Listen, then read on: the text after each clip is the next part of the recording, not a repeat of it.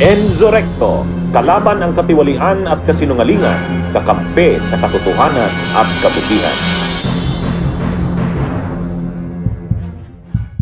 I'm now introducing the motion, Madam Chair. I second, Madam Chair. To terminate the consideration of the budget of the Vice President, Madam Chair, on the basis of the long and time-honored tradition, Madam Chair. In order for us to respect a tradition, in the same manner that we have respected the tradition here, that the first to interpolate every time is the member of the minority. That is the tradition. We have not yet discarded that. We're observing that because we are honorable members of this Congress.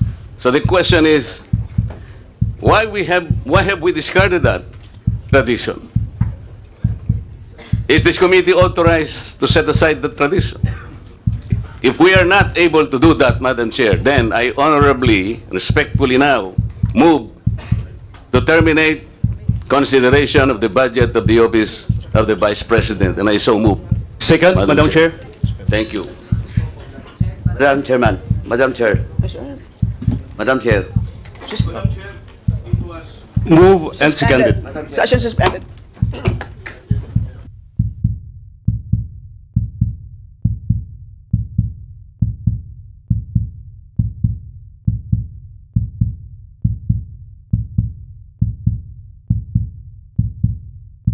Ba't ang nangyari? A barrage of questions. That's why I'm asking.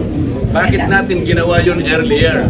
Are we not already respecting a tradition well kept by this House? Respect tradition. Hindi nga, pinagtatanong nyo siya eh. Meron pang pradinelo whatever. There was no That is motion disrespect to the office of the President, Vice President.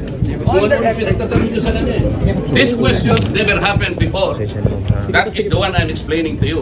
It did not happen before. Now, ang tanong ko po, ba't nangyari po nung nakaraan, nangyayari na naman ngayon? We are talking to the office, not the person. Motion was introduced. You may not like the person, you may not like her presence here, but you have to respect the office of the Vice President. That is all. Because that is guided by the tradition. Kahapon po, kagaya po na sinabi nila, wala nang pinagtanong sa office of the President. And that is correct.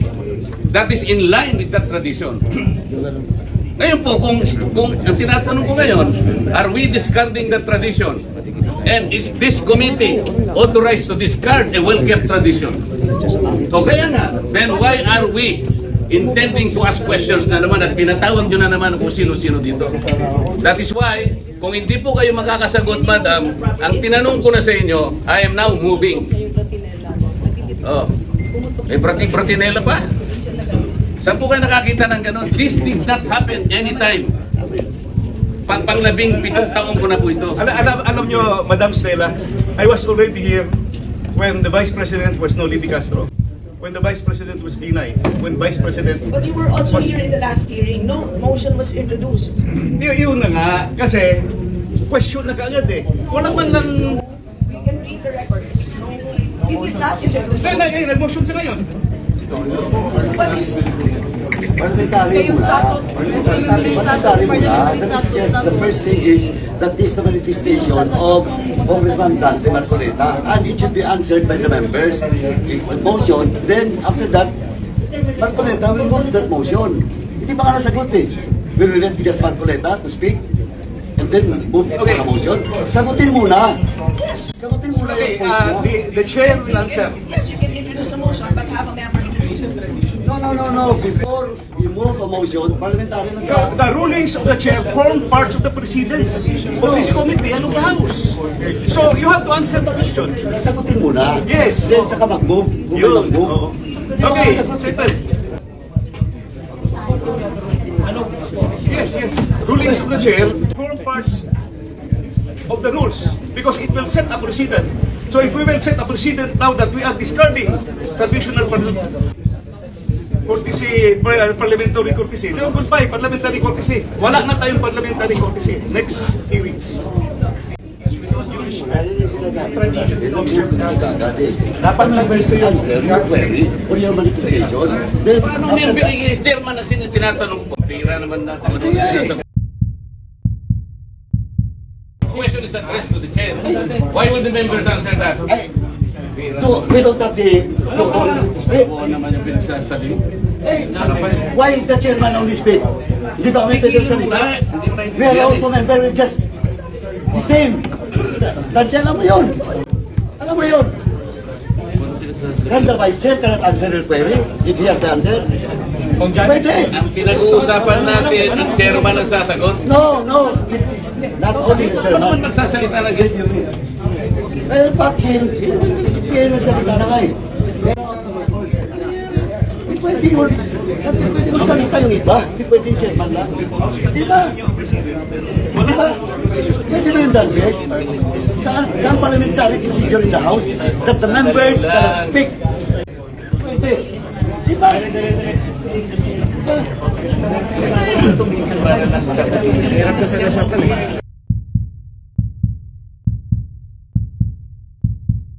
The hearing is here very soon. Madam Chair, I objected to the motion, and may I explain why? We will take that up after we respond to the Honorable Marcoleta. Thank you, Madam But yes, Chair. we note that you made an objection, but your mic was off. So, the Honorable Marcoleta, please repeat your inquiry. Yes, in connection to the earlier parliamentary inquiry, Madam Chair, I have already related the value of tradition. Parliamentary procedures, Madam Chair, grow from or are enriched by traditions, experiences, and precedents collectively gathered by the House of Representatives over years, and the institution keeps them well. That is why, from my entry in 2004 or the 13th Congress until today, I have observed the observance of that well-kept tradition. The two highest positions in government, namely the office of the President and the office of the Vice President, were duly accorded with respect and deference. I have observed that.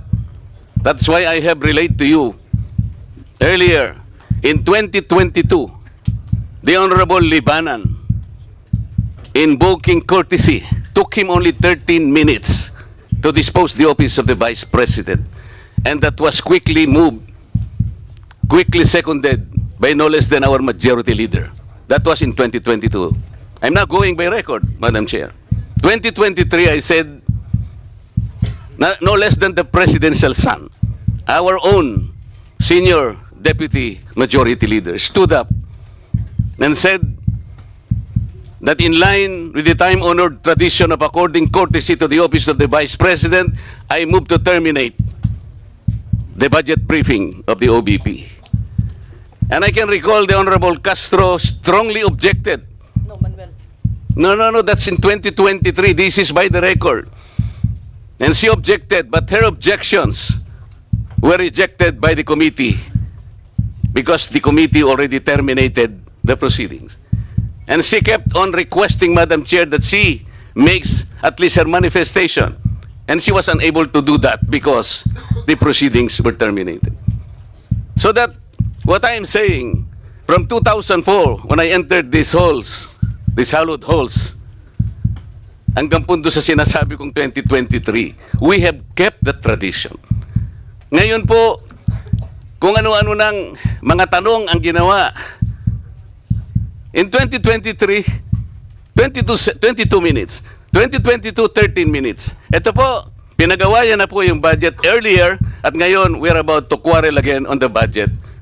Ang tanong ko nga po ngayon, dahil nga po sa nangyayari ngayon sa budget ng Office of the Vice President, and despite her manifestation that she will no longer defend her budget because she forgo, sabi niya, I will forgo my opportunity to defend the budget of the OBP for 2025 by way of question and answer, and I will leave to the House of Representatives to decide such proposal as presented. We cannot even accept such kind of answer, Madam Chair. What do we need her to articulate for? So ang pinag-uusapan po natin, wala na po ba yung respeto sa tradisyon na yun? Kagaya po ng binabanggit ko, every time mag-interpellate po dito, Madam Chair, because of that tradition, it's always the member of the minority who will start the interpellation because we have kept that tradition. Ang dami po. Ang dami ko pang sasabihin sa inyo, haba lang tayo. So the question is, when we did that to the Vice President earlier, now we're doing it now, are we now setting aside this tradition? That's number one question. Number two, is this committee authorized to set aside the tradition? Your Honor, short answer is no to both questions. Okay. If that is the answer, Madam Chair, and we are all bound to respect one tradition so sacred in our hearts, because we are called honorables in this house. We cannot be honorables if we cannot honor our own tradition. We are defined by what we believe as a tradition in this house. So if we are now all amenable that we have kept that tradition, no longer questions are being asked, then I will respectfully move, Madam Chair, to move to terminate the budget of the OBP for 2025. I object, Madam Thank Chair. you. I object. Madam Chair, I There's a object. motion to terminate the budget briefing of the OVP, but there is an objection, so we divide the House. The chair has decided to divide the House. So those Madam Chair, in favor as of the motion, a rule, we usually deliberate Those- before we vote. those in favor We deliberate. of the motion, please raise your hand. Those in favor of the motion to terminate the budget briefing of the OVP, please raise your hand.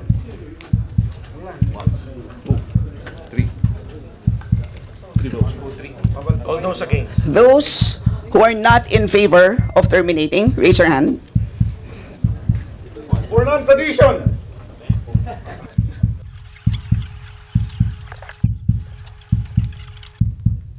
Three in favor, 45 against. 3 in favor, 45 against. Motion is The motion lost. is Lost. lost. Madam Chair, I thought we have kept the tradition. The tradition is no longer ask any question. That was the tradition. So why are you voting against the motion? The majority of the will is always respect. May kulanong salita na ang ibig sabihin dito ay ang pagkakaisa. Bunyog Party List. Halika na, Bunyog Party List ka na. Halika na, Bunyog Party List ka na.